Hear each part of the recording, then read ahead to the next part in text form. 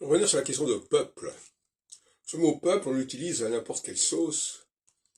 J'ai encore entendu ce matin sur Radio Notre-Dame, on nous parle du peuple de Dieu.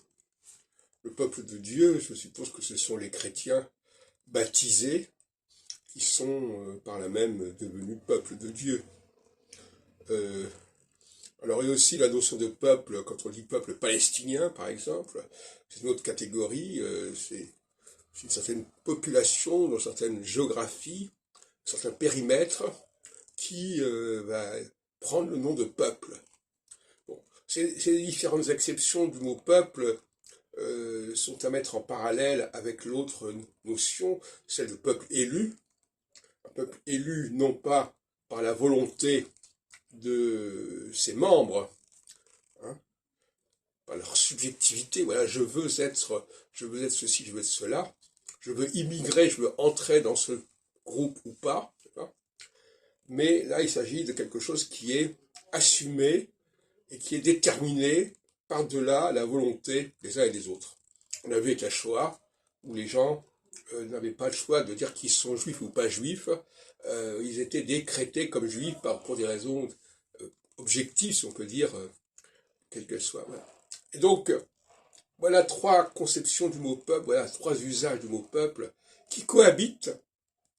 Peuple au sens d'une nation, d'un État-nation, qui est un découpage complètement arbitraire, comme s'il y avait un peuple irakien, un peuple syrien, un peuple libanais, etc., etc. Alors qu'il y a effectivement le monde arabe, en quelque sorte, plus généralement. Et puis même au sein du peuple juif, il y a aussi un très grand syncrétisme, puisque parmi ceux qui adhèrent à l'Ancien Testament, il y a deux religions qui cohabitent à l'intérieur de cet ensemble. Il y a la religion du premier chapitre de la Genèse et la religion du deuxième chapitre de la Genèse, qui sont en contradiction. Et le christianisme est issu du deuxième chapitre de la Genèse, en quelque sorte.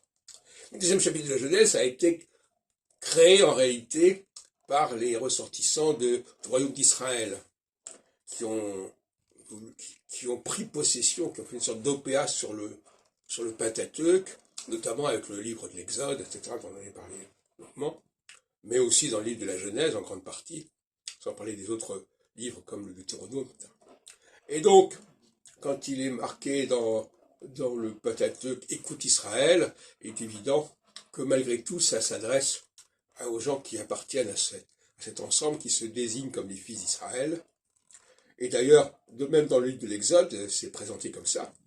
Moïse vient vers les fils d'Israël, il n'est pas lui-même fils d'Israël, il faut dire les choses comme elles sont, et donc il appartient probablement à la judéité, tout comme Jésus appartient à la judéité, alors qu'il va vers les brebis perdues d'Israël, etc., etc.